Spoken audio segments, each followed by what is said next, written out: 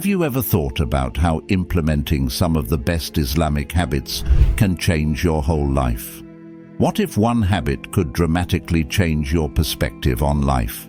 Stay tuned until the end, because the 11th habit will truly shock you as we discuss the 11 Islamic habits to practice daily for a fulfilling life. Welcome to our channel, where we enlighten you with the greatest teachings, practices and facts about Islam. So today we will be discussing 11 Islamic habits to practice daily to fulfill a happy and successful life. In Islam, our daily habits are not just routines, but acts of worship that bring us closer to Allah. By integrating these practices into our daily lives, we not only enhance our spiritual well-being, but also contribute positively to our personal development and the community around us. Today, we will explore 11 habits, grounded in the teachings of the Quran and Sunnah, that can transform our lives in a better way, inshallah. The first habit we will be discussing is the most important pillars of Islam. Habit 1. Performing Salah regularly. Salah is the second pillar of Islam and the most important habit for a Muslim.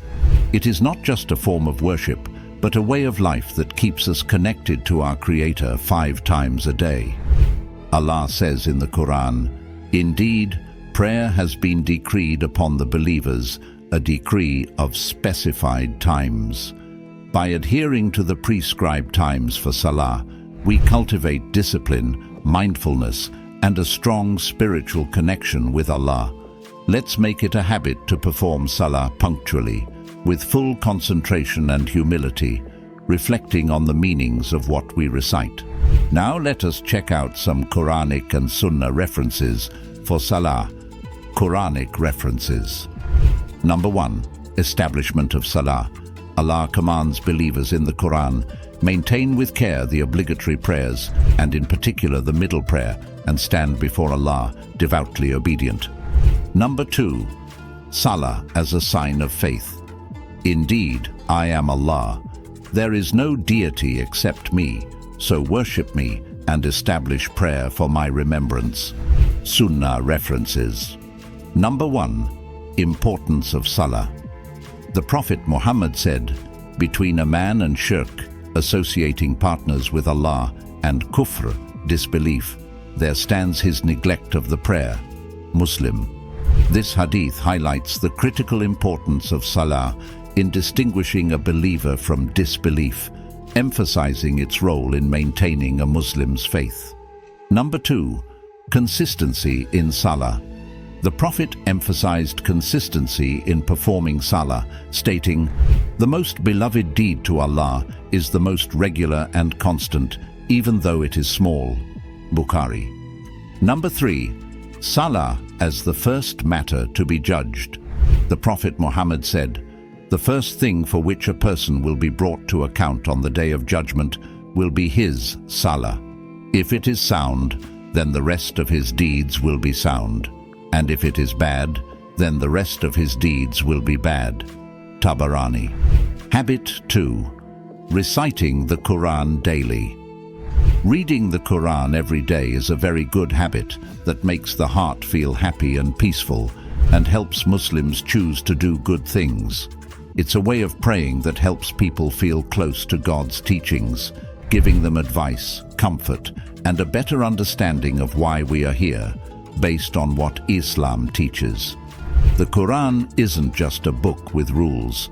It's a guide that offers help, kindness, and forgiveness to everyone. Islam suggests that people should read the Quran often and think deeply about its messages. As both the Quran and the teachings of the Prophet Muhammad say, it's really important. Quranic references. Number 1. A source of guidance.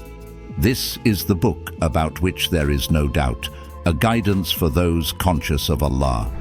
Number 2. Healing and mercy. And we send down from the Quran that which is a healing and a mercy to those who believe. Sunnah references. Number 1. The Prophet's emphasis on Quranic recitation. The Prophet Muhammad said, "The best among you, Muslims, are those who learn the Quran and teach it." Bukhari. Number 2. Rewards for recitation. The Prophet Muhammad mentioned, "Whoever recites a letter from the Book of Allah, he will be credited with a good deed, and a good deed gets a 10-fold reward." Tirmidhi. Number 3. Recitation in the early hours. The Prophet said, "Recite the Quran in the early dawn. Verily, the recitation of the Quran in the early dawn is ever witnessed." Muslim. Habit 3. Practicing dhikr, remembrance of Allah. Dhikr, the remembrance of Allah, is a powerful Islamic practice that involves the vocal and silent mentioning of Allah's names, praises, and attributes. It serves as a spiritual tool to purify the heart, calm the mind, and maintain a constant awareness of Allah's presence in one's life. Practicing dhikr daily strengthens a believer's relationship with Allah, instills peace, and fortifies patience and gratitude in the face of life's trials. Quranic references. Number 1. A command to remember Allah. O you who have believed, remember Allah with much remembrance. Number 2. Benefits of dhikr. Those who believe and whose hearts find rest in the remembrance of Allah. For without doubt, in the remembrance of Allah do hearts find rest. Number 3. Dhikr as a means to gain Allah's company. So remember me, I will remember you. Through dhikr, believers are promised Allah's remembrance in return, establishing a personal and intimate connection with the Creator. Sunnah references. Number 1. The Prophet's practice of dhikr. The Prophet Muhammad was known to engage in dhikr at all times, demonstrating its importance. Anas bin Malik reported that the Prophet said, "The comparison of the one who remembers Allah and the one who does not remember Allah is like that of the living and the dead." Bukhari. Number 2. Preferred phrases of dhikr. The Prophet Muhammad taught specific phrases of dhikr that are easy to say but carry immense rewards, such as Subhanallah, Alhamdulillah, Allahu Akbar, and La ilaha illallah. Habit 4. Seeking knowledge. In Islam, seeking knowledge is considered one of the most virtuous acts a Muslim can engage in. It is a lifelong journey that not only encompasses the understanding of faith and the Quran, but also includes acquiring worldly knowledge that benefits the individual and society. This pursuit is highly encouraged as it leads to a deeper understanding of Allah's creation, fosters intellectual growth, and equips Muslims to contribute positively to their communities. The Quran and Hadith are replete with references that stress the importance of seeking knowledge and its merit in Islam. Let us check some Quranic and Sunnah references. Number 1. Command to seek knowledge. Say, "Are those who know equal to those who do not know?" This rhetorical question highlights the high status that knowledge and its bearers have in Islam, urging Muslims to strive for learning and understanding. Number 2. Seeking knowledge is an obligation. The Prophet Muhammad said, "Seeking knowledge is an obligation upon every Muslim." Ibn Majah. This hadith explicitly states that acquiring knowledge is not just recommended, but obligatory for every Muslim, covering both religious and worldly knowledge. Habit 5. Giving charity, sadaqah. Giving charity or sadaqah is a fundamental aspect of Islam that reflects a Muslim's faith and compassion towards those in need. It encompasses any act of giving out of kindness without seeking any reward or gratitude from the recipient. Sadaqah is not limited to financial aid, but includes every act of kindness that benefits others. This habit is deeply rooted in Islamic teachings, emphasizing the importance of social responsibility, generosity, and the mutual support of community members. The Quran and Hadith extensively promote the practice of giving charity, highlighting its benefits for the giver and receiver alike. Quranic references. Number 1. Encouragement to give charity. Who is it that would loan Allah a goodly loan, so He will multiply it for him, and he will have a noble reward? Number 2. Benefit of charity. The example of those who spend their wealth in the way of Allah is like a seed of grain, which grows 7 spikes. In each spike is 100 grains, and Allah multiplies His reward for whom He wills. Sunnah references. Number 1. The Prophet's generosity. The Prophet Muhammad was known for his unparalleled generosity. Anas ibn Malik reported, "The Prophet was the most generous of people, and he was most generous during Ramadan." Bukhari. Number 2. Reward for charity. The Prophet Muhammad said, "Charity does not in any way decrease the wealth, and the servant who forgives, Allah adds to his respect. And the one who shows humility, Allah elevates him in the estimation of the people." Muslim. Habit 6. Respecting parents and elders. In Islam, respecting parents and elders is not just a virtuous act, but a fundamental principle that reflects the faith's emphasis on family ties and social harmony. This respect is considered a form of worship, deeply rooted in the teachings of the Quran and the Sunnah, highlighting the high status Islam gives to parents and the elderly. The practice of showing respect and kindness to one's parents and elders is a means of earning Allah's pleasure and contributes to the development of a compassionate and cohesive society. Quranic references. Number 1. Commandment to respect parents. And your Lord has decreed that you not worship except Him, and to parents good treatment. Whether one or both of them reach old age while with you, say not to them so much as "Uff," and do not repel them, but speak to them a noble word. Sunnah references. Number 1. The Prophet's example of treating parents. The Prophet Muhammad exemplified respect and kindness towards parents.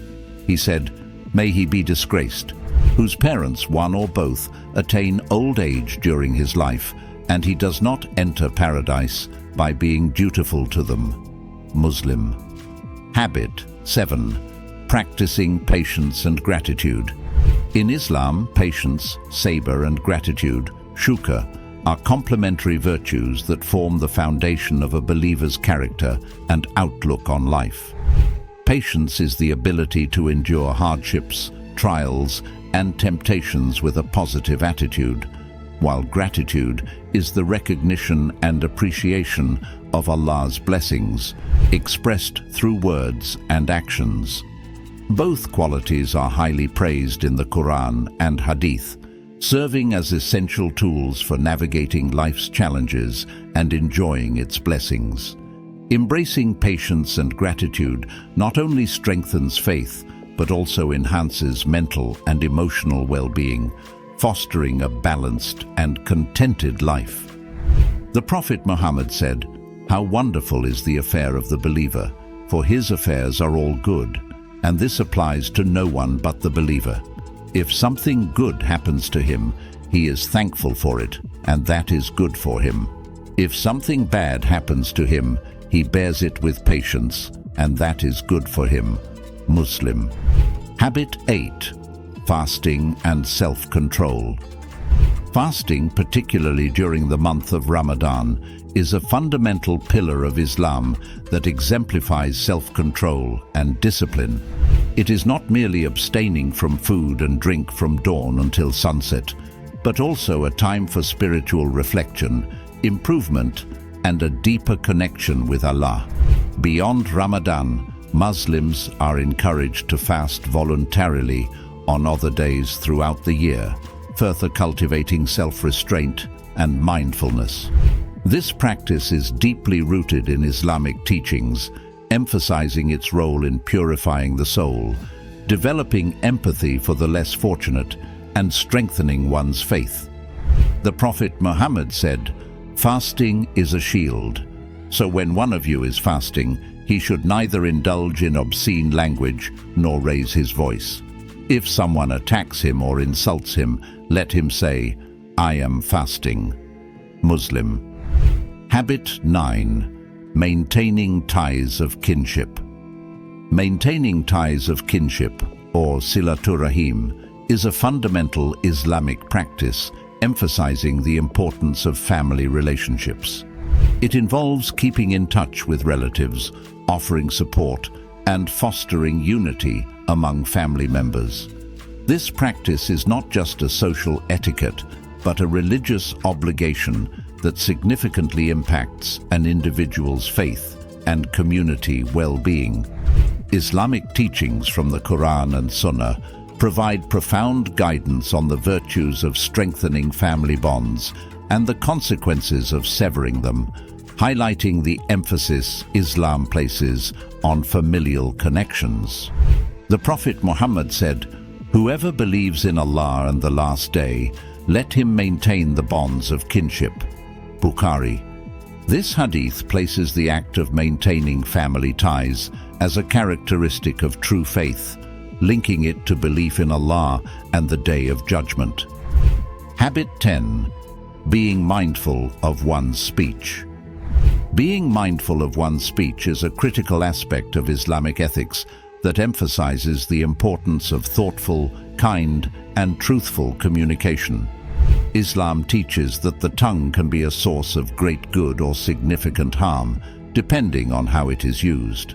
The Quran and Hadith provide extensive guidance on controlling speech, urging believers to speak only that which is beneficial, to avoid harmful words, backbiting, gossip, and to always speak the truth in a gentle manner. This habit is vital for maintaining personal integrity, fostering positive relationships, and creating a harmonious society.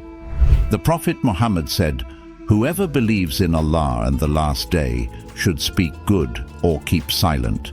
Bukhari. This hadith succinctly captures the essence of being mindful of one's speech, emphasizing the importance of speaking beneficially or remaining silent. The Prophet Muhammad also warned against lying, cursing, and obscene language, emphasizing that true believers do not engage in such speech. He promoted speech that was truthful, kind, and constructive. Habit 11. Reflecting on the creation of Allah. Reflecting on the creation of Allah is a practice deeply encouraged in Islam, fostering a profound appreciation for the divine craftsmanship evident in the universe. This form of reflection, or tafakkur, involves pondering the intricacies and beauty of the natural world, human life, and the cosmos, leading to increased faith and awareness of Allah's greatness. The Quran and Hadith are replete with verses and narrations urging believers to engage in contemplation as a way to strengthen their relationship with Allah, recognize His omnipotence, and appreciate the countless blessings bestowed upon them. The Prophet Muhammad would often reflect on the creation of Allah, especially during his solitude in the cave of Hira before prophethood. His practice underscores the value of contemplation in drawing closer to Allah. Incorporating these 11 Islamic habits into our daily lives serves as a foundation for a fulfilling life, both in this world and the hereafter. Each habit, deeply rooted in the teachings of the Quran and Sunnah, offers a pathway to spiritual enlightenment, personal growth, and a strong, supportive community. Let us strive to embody these practices every day, drawing closer to Allah and enriching our lives with faith, hope, and love. Remember, it's the small, consistent steps that lead to significant changes. May Allah guide us all on this journey and help us to live our lives according to His will. Thank you for watching. Please do like, share, and subscribe to our YouTube channel for more such informative videos about Islam. May Allah bless you and your family.